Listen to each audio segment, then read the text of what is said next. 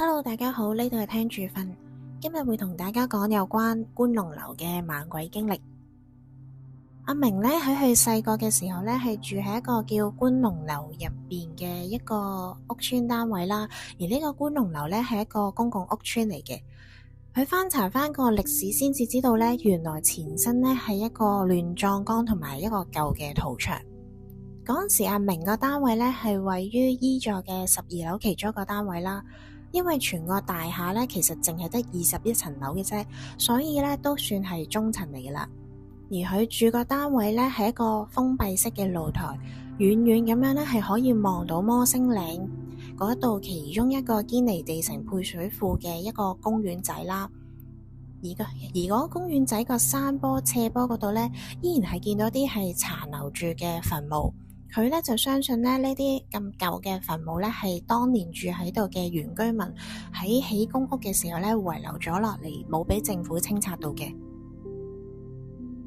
咁阿明記得佢去小學2年班嗰陣啦，大概有大半年左右嘅時間啦。每當佢夜晚黑瞓着晒覺一段時間咧，總係會聽到咧有人喺個單位入面咧走來走去活動嘅聲音。但當佢咧裝個頭出去望嘅時候咧，又咩嘢都望唔到。記得第一次發現係咁樣嘅情況呢，係有一日嘅夜晚，當佢啱啱咧瞓着咗冇幾耐嘅時候咧，就好似聽到有人喺出面開櫃桶同閂櫃桶嘅聲，係不停咁開閂啦。咁樣咧就令到阿明佢好驚啦，心諗係咪有賊咧喺屋企嗰度偷嘢？於是乎咧，佢就好輕咁樣咧，開個房門，裝下屋企櫃桶位個位置啦。但係咧就望唔到有任何人喺個櫃附近啦，而屋入面咧亦都唔覺得咧係有任何人喺度走來走去嘅情況啦。於是乎咧，佢就喺度諗，會唔會咧係個賊咧走咗去露台走甩咗咧？然之後咧，佢就見出面廳冇人啦，佢就膽粗粗咁樣開咗個房門，行出去睇啦。但係咧，佢行到去露台啦，同埋露台側邊個廁所啦，都見唔到有人，所以咧，佢就翻上床嗰度瞓啦。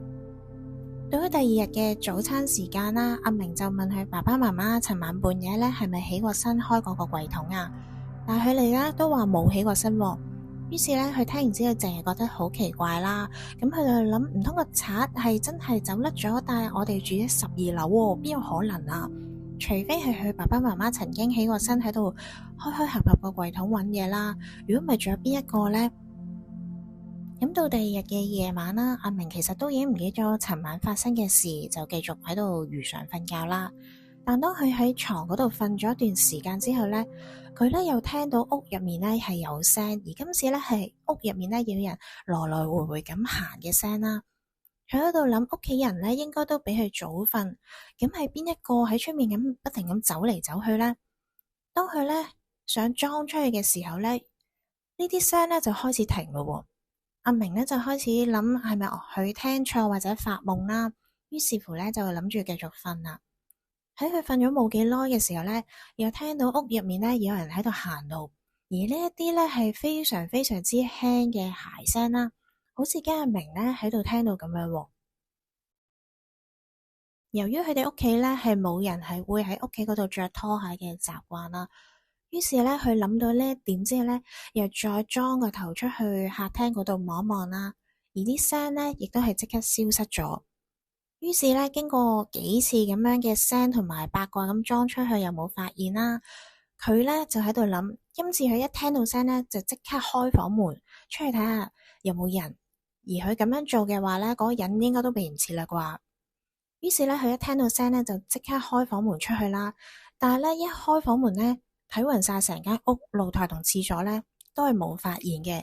所以佢就非常之驚咁樣，即刻翻上床度瞓啦。而當佢咧再聽到有聲嘅時候咧，亦都唔再八卦望啦。佢咧裝個鐘咧，其實都已經係半夜嘅3點幾啦。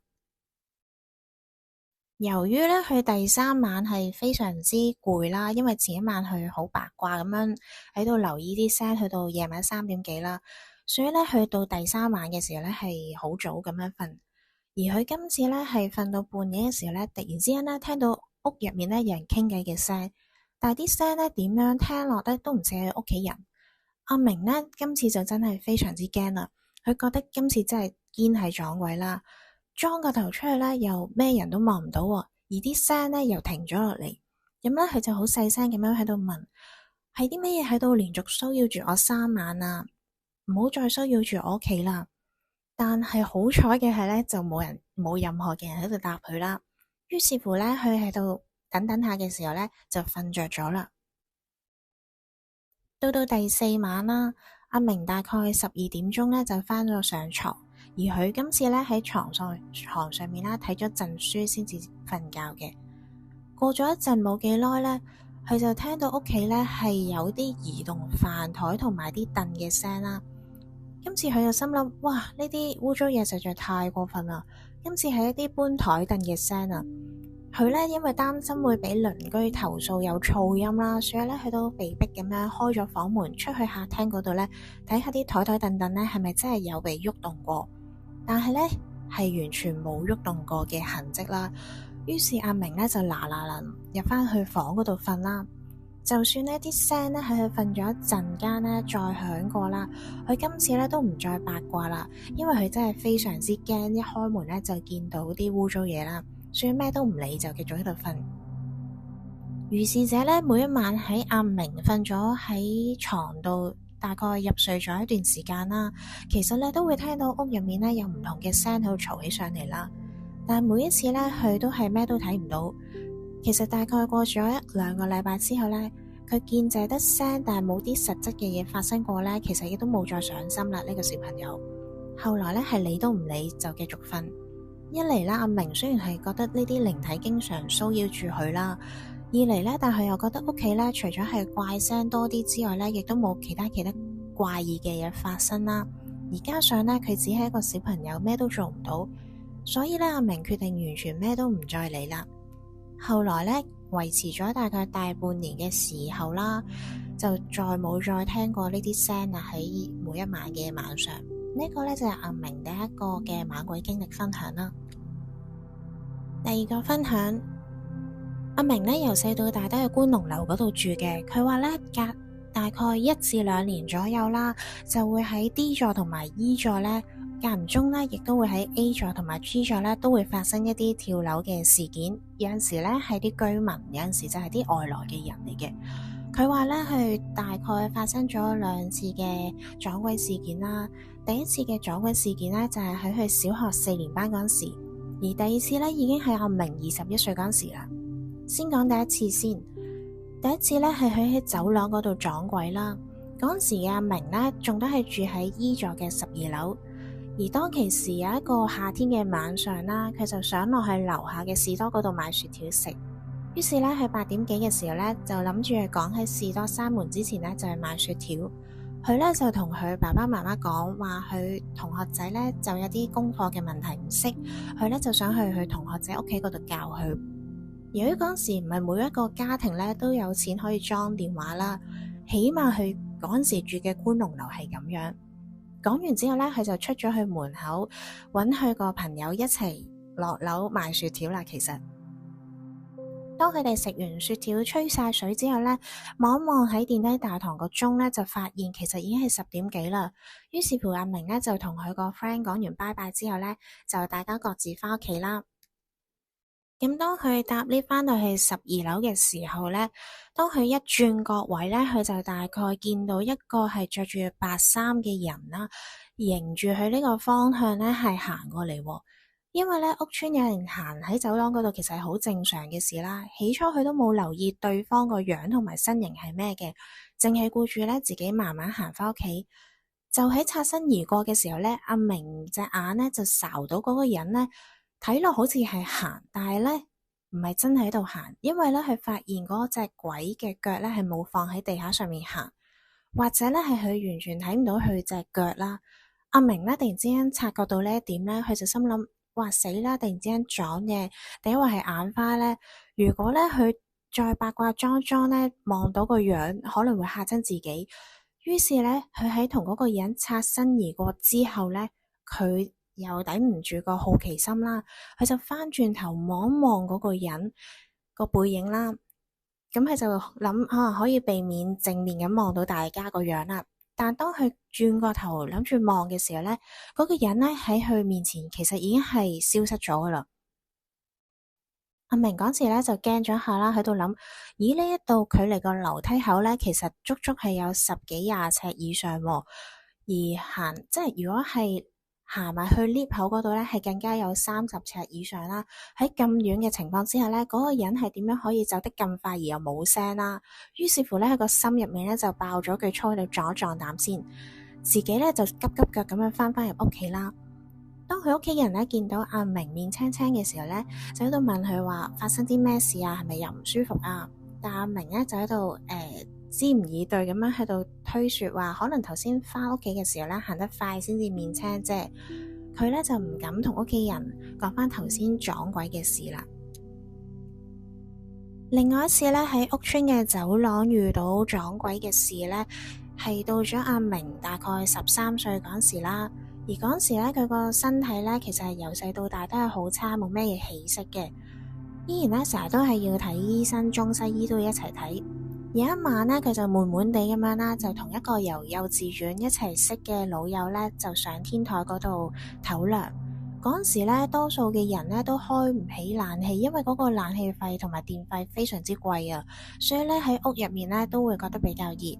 夜晚黑咧就會去到天台嗰度唞涼，其實係一件好平常嘅事啦。嗰晚咧，阿明就一如以往咁同佢個 friend 咧就去唞涼。後來咧，佢就同佢個 friend 咧喺度話：我偷偷地打咗支煙仔出嚟啊，不如大家一齊煲飛煙先啦。但係咧，佢哋咧就係驚喺天台唞涼嘅時候咧，就俾隔離座嘅鄰居睇到咧，而同父母報串啦。於是咧，佢哋就走咗去 G 座幼稚園後面嘅一個小平台，有個幼稚園喺度擋一擋啦，同埋有啲距離嘅情況之下咧，應該就唔會俾鄰居睇到啦。於是咧，佢哋就由 E 座同 G 座之間嘅樓梯咧，就行翻落去21樓，咁佢咧行去 G 座尾座嗰度方向行啦。行到去 G 座嘅尾咧，阿明就同佢個 friend 咧一齊推開個閘上去啦。佢哋咧就上咗半層樓梯咧，就睇到天台上面嘅小平台嘅其中一個角落頭啦，就見到兩個着住好似灰青色衫嘅人咧喺度攬埋一齊。佢哋咧就以為係啲熱戀嘅男女喺度親熱啦，於是咧就同佢個 friend 咧就停咗喺21樓同埋天台之間中間嗰度喺度煲煙吹水啦。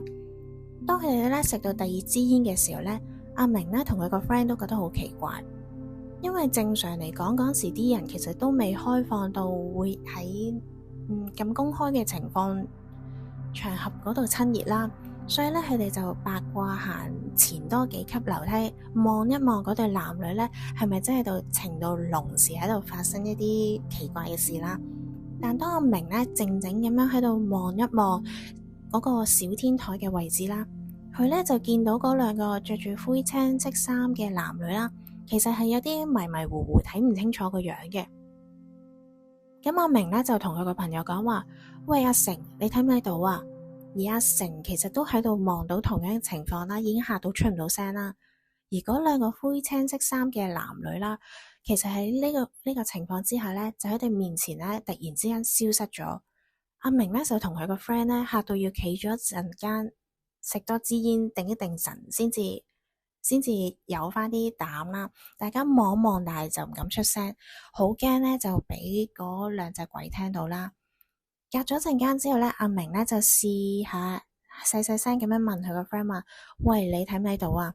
而佢個 friend 咧依然係好驚咁樣點一點頭，話睇到。於是乎咧，佢哋就諗都唔諗咧，就即刻翻去屋企啦。後來咧，隨住啲住戶多咗之後啦，其實自殺嘅人咧亦都少咗好多。其實咧係直到1994年咧發生咗個山泥傾瀉嘅不幸事件之後咧，先至話再有啲靈異事件發生出嚟嘅。到第三個分享啦，阿明咧就話位於龍虎山到山頂中間咧就係一間行山人士起嘅廟。阿明細細個嘅時候咧，當佢自己一個人行山咧，一般行到嗰度咧，都會行入去間廟嗰度。一嚟咧，當其時個簽咧係免費可以求啦，同埋免費可以解啦。二嚟咧，佢又會出於好奇啦，諗住睇下啲簽文解咗出嚟之後咧，係隨機咁樣出，定係話係有神明嘅安排啦。而嗰陣時咧，係唔知點解會覺得好似好樂此不疲嘅。阿明咧就記得出事嗰一日咧，係20幾30年前嘅一個春夏交界嘅其中一個陰天啦。嗰一個天氣咧係非常之潮濕，但係咧又有啲悶熱啦，令到成一個人咧都好似濕濕立立咁樣。而個地下咧亦都係潮濕到濕晒嘅。佢咧就返完小學上晝班之後咧，就諗住食完個晏晝飯休息一陣咧，就快快手做埋啲功課咧，就諗住去行山鍛煉下身體啦。因為之前咧其實都提過阿明佢係由細到大咧個身體都係好差嘅。見到咧差唔多3點嘅時候咧，阿明咧就隨即換埋件去街衫咧，着翻對白飯魚咧就出門口啦。去搵佢咧嗰個由細到大嘅老死黨阿成，同埋另外一個 friend 咧賢偉一齊去行山。咁阿成咧其實見佢身體唔好啦，亦都成日都陪佢去行山嘅。當阿明咧上到去嘅時候咧，見到蒲飛路上去龍虎山嘅樓梯咧，其實依然係有唔少人喺度上上落落啦。於是乎咧，佢哋就唔怕個山有霧咧，就照行上去啦。阿明咧就行過咗長長嘅百幾級樓梯啦。當佢咧上到去第一層嘅小徑咧，依然係見到咧少量嘅行山客咧，仲喺度行緊啦。所以咧，佢哋就冇咩戒心，就繼續行山啦。佢哋咧就由一個有小瀑布嗰邊嘅深水嘅水溝旁邊嘅行山徑上去抄個捷徑啦。其實嗰條路咧係有少少危險嘅，但因為咧佢哋間唔中咧都喺嗰度同啲 friend 喺度捉下魚仔啊、淡水蝦，所以咧都唔會話太驚啦，都有啲大膽嘅佢哋。阿明呢，佢哋3個細路呢，而由於行山嚟講都算快啦，其實過咗大半個鐘左右呢，已經去到頭先所講嗰間廟啦。阿明呢，就同佢2個 friend 講啦，有陣時呢，佢自己一個行到呢間廟嗰度求籤啦，雖然佢都唔係話太相信求籤呢一樣嘢，但有陣時呢又覺得呢間廟呢好似有啲靈氣咁樣。一般唔太信嘅人呢，又會覺得好似有啲矛盾咁樣啦，但係又會覺得好奇妙。講完之後呢，嗰3個僆仔呢又搞輪求籤，又解完籤之後呢，就開始見到起霧咯。然之後呢，就其中一個 friend 喺度講話起霧啦，快啲閃人啦。於是呢，佢哋3個細路呢就即刻落山行山。喺落山嘅時候呢，佢哋都揀咗一條路啦，係避免行翻頭先呢比較危險嗰條山路落山嘅。佢哋呢3個人一直落山啦，行咗大概10幾分鐘之後呢，發現啲霧呢就越嚟越大。佢哋3個人開始呢就同時間競賽啦，諗住快啲行翻落山呢就安全啲啦。但由於呢啲霧越起越大啦，佢哋基本上呢都係睇唔清楚前面嘅路係點樣，係樓梯定係山坡定係平路啦。如果嗰時呢其實係有手機嘅話呢，佢哋一定係會打999求助。但係因為當其時呢係20幾30年前啦，同埋佢哋細路基本上係冇呢個可能啦，唯有咧就慢慢用隻腳喺度探下路咁樣跣落山啦。行咗大概10幾分鐘之後咧，佢哋咧終於係被困咗喺座山嗰度，因為咧啲濃霧大到咧係望唔到超過10尺範圍啊。而阿明佢哋3個細路咧喺濃霧之中咧企咗喺度等咗一陣啦，發覺都係散唔到咧，就再決定咧，慢慢試下行落山啦。過咗陣間呢，啲霧又再大啲。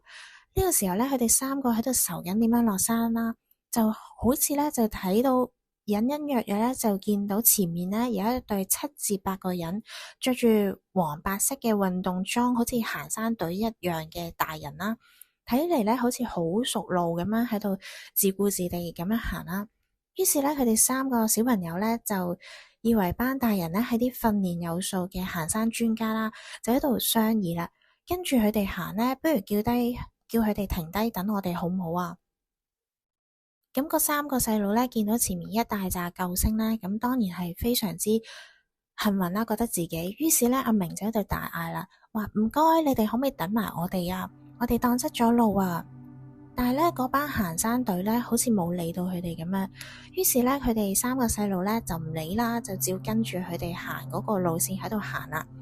佢哋3個咧就見佢哋其實喺度蕩失咗路好耐，如果唔再跟住嗰班行山隊嘅人行啦，就應該天黑咧都翻唔到出去。於是乎咧，佢哋3個小朋友咧就死跟爛跟啦。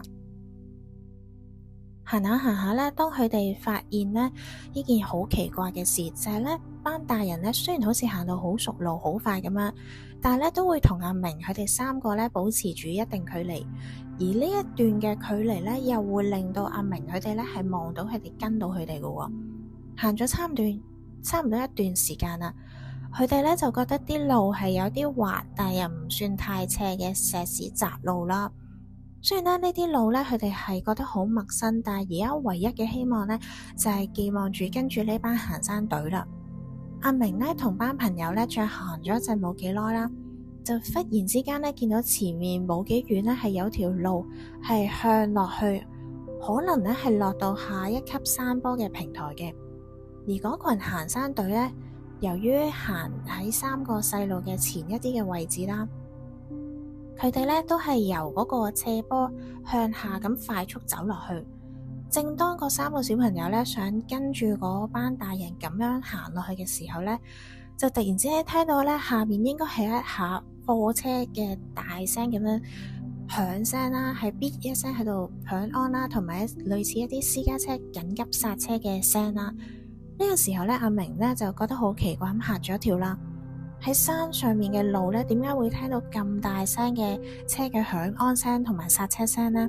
於是阿明咧，佢就細心啲聽，同埋好當機立斷咁樣咧，就嗌停咗佢啲朋友喺度問話：喂，你哋有冇發現有車聲啊？照計咧，我哋行山路冇行錯嘅話咧，而家咧係唔會咁近啲車聲，唔會咁近馬路噶喎。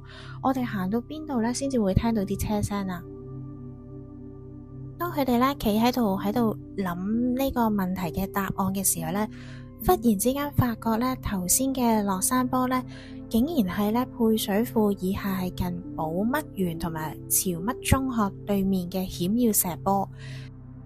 而呢個山坡咧喺潮濕地滑啦，加埋係有一紮青苔嘅情況之下咧，係冇可能好似前面嗰班大人咧係咁快速咁向下落坡。而呢一個地方咧喺不遠處咧，其實係一個好高嘅馬路邊咧，係一個防水石牆嚟嘅。呢個石牆嘅高度咧，大概係一個街燈嘅高度啦。如果阿明佢哋3個細路咧係跟住頭先嗰班大人係咁快跣落去嘅話咧，其實可能已經係跣低咗，撞咗落去個石牆嗰度，撞死咗啦，喺呢個薄扶林道嘅馬路邊。但係咧，嗰啲人係點樣做到喺咁快速跣落去嘅情況之下又冇事，然之後又唔見咗人呢？呢個時候咧，呢3個細路咧定一定神啦，望翻轉頭咧，嚇一嚇啦，望到佢哋咧頭先咧原來係企喺舊薄扶林水塘嘅引水道。佢哋咧頭先咧就以為自己係行緊啲石板路，原來咧就喺呢個引水道入面。究竟咧佢哋係當時心急落山而粗心大意行錯路啊，定係話係見到啲幻覺呢？而家咧，阿明去諗翻起當年第一次發生呢件事啦，喺龍虎山遇到撞鬼嘅事件呢，就覺得係好似俾鬼迷咁樣啦。喺山霧入面咧，係迷晒路啦，3個細路，而佢哋咧都係集體見到一紮咧，即係7至8個着住黃白色衫嘅大人，好似行山隊伍咁樣啦，喺度問佢哋路。咁但當其時咧，阿明佢哋3個咧就好似俾鬼迷咁樣啦，不停喺度跟住佢哋行啦。但係如果唔係阿明當其時當機立斷，聽到啲車聲或者係冇咁醒嘅情況之下咧，就已經可能係跌咗落山噶啦。但係就喺嗰陣時咧，就聽到一啲車聲同埋剎車聲啊、響安聲咧，就令到阿明佢哋3個細路咧突然之間醒一醒，同埋啲霧咧好似散開咗咁樣咧，先至見到自己所企嘅位置啦。呢啲咧都似乎係一啲好運嘅安排啦，令到佢哋3個咧執翻條命。到阿明大個咗之後咧，佢就同翻佢太太嘅姐夫講翻起呢件事啦。原來咧喺佢姐夫細個嘅時候咧，同埋佢啲哥哥行山咧，都遇過咧係有呢7至8個着黃衫嘅大人咧，引佢哋咧行到去引水道之後咧，係被困咗好幾個鐘，等到啲天氣咧翻返去正常一啲嘅時候，先至可以脫險噶。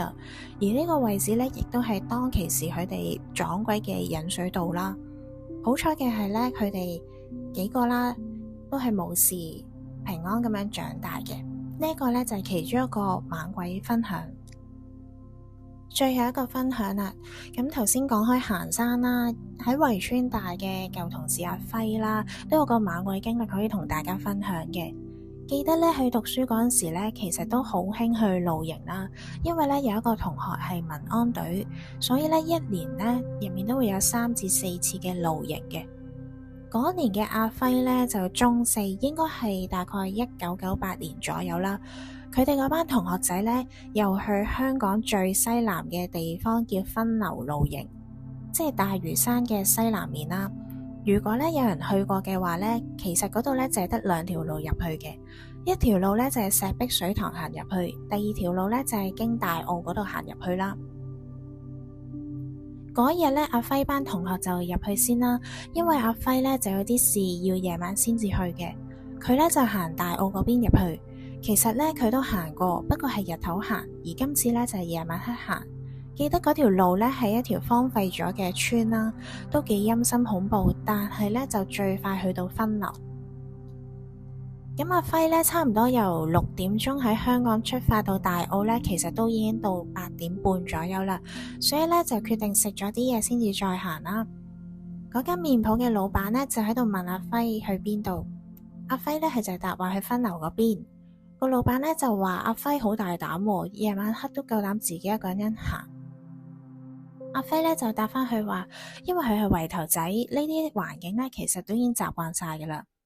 不過咧個老闆就喺度講話，如果咧你經過個荒廢嘅屋村荒廢嘅村啦，聽到人叫你個名咧，就點都唔好向後望。佢咧就話。即係阿輝咧就話，我知道啦，我哋啲圍村仔咧就由細聽到大嘅啦，呢一啲規矩，所以咧就叫老闆放心。咁講真啦，佢哋條村嘅老人家咧，個個細個咧都會灌輸呢啲知識俾佢哋知嘅，所以咧就由細到大對於呢一方面都好小心啦。另外咧行親山路咧，阿輝咧都一定會將個玉嘴咧掛出嚟嘅。差唔多咧去到9點半啦，阿輝咧就開始出發。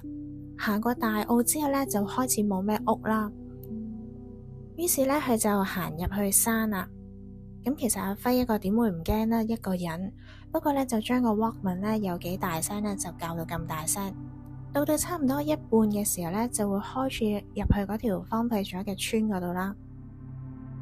佢就心諗就要特別小心啦，因為聽啲老人家講呢，一條村咧係唔會無啦啦冇人住嘅，所以經過咧就要特別小心。突然之間咧，前面咧就聽到啲跑步聲，同埋見到一個電筒喺度擺嚟擺去嘅燈光影啦。咁阿輝就心諗，咁夜都有人行呢條路出大澳。當阿輝咧見到嘅時候咧，其實係有2個男人喎。原來佢哋咧見到阿輝咧都嚇咗一跳。其中一個男人咧就喺度話：你行翻轉頭啦，前面唔對路啊！頭先聽到人叫我哋個名啊，我哋就跑啦。阿輝聽完之後咧就心諗唔係咁猛啩。咁就問翻佢哋啦，你哋原本去邊噶？佢哋咧就話都係去煎魚灣嘅，都係有事自己入去先。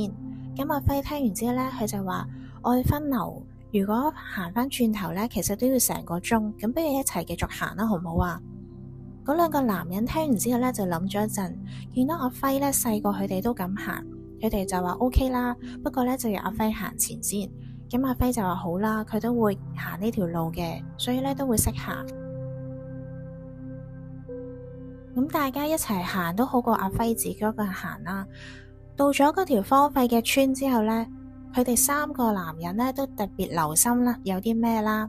突然之間阿輝呢就聽到人叫佢個名，阿輝就心諗死啦，唔會啩？咁佢呢就扮晒嘢，即係扮晒嘢冇理到，就繼續向前行啦。而佢後面嗰2個男人呢，就喺度又驚又嗌又叫，喺度話今次死啦。阿輝就心諗，我頭先咪同咗佢哋講，聽到咩聲都可以唔好嘅話就唔好理啦，跟住去行就得啦。咁好彩嘅係呢，佢哋平平安安咁樣過咗嗰條荒廢咗嘅村啦。三個人呢都鬆咗一口氣，喺個山丘仔嗰度呢休息一陣。嗰兩個男人就喺度話：靚仔，估唔到你咁大膽喎。咁阿輝呢就話老一輩人教嘅，咁就冇事噶啦。如是者呢，大家休息咗一陣間呢，都要出發啦。咁嗰兩個男人呢，就話今次到佢哋行頭啦，阿輝行尾啦。咁阿輝就話 OK 冇問題啦，反正都就快到煎魚灣。嗰陣間佢都要自己一個人行翻去分流啦，因為煎魚灣到分流其實好快，唔使15分鐘路嘅。咁行下，阿輝呢今次就壓尾啦，所以呢就見到佢哋前面兩個男人嘅背脊，就心諗大鑊啦。點解呢兩個男人腳踭唔掂地嘅？唔係啩？咁阿輝呢都唔敢大叫啦，淨係跟住佢哋行。但係呢啲汗就係咁流，雖然呢都係夏天，但今次呢係 feel 到啲汗係冷汗嚟嘅。然之後呢就到煎魚灣啦，前面嗰兩個男人就同阿輝講翻話：我哋到啦，唔該晒你啊。阿輝呢就話唔使客氣啦，咁我走先啦。其實根本上呢，由頭到尾都係得阿輝一個人喺度行。好彩到咗之後呢，會有阿輝啲同學呢都喺度問阿輝發生咩事啊。阿輝呢都冇講俾佢哋啲同學知頭先發生過啲咩啦，費事佢哋驚。到第二朝呢，就喺度問翻附近啲居民啦，分流嗰度呢其實係有人住嘅，不過呢出入都係要坐船，好少行路。問佢哋呢近排有冇咩大事發生過啊？個村民呢就話幾個月之前呢，有兩個人喺煎魚灣露營游水嘅時候呢，就浸死咗。於是乎呢，阿輝就諗唔通尋晚就遇到嗰兩位仁兄。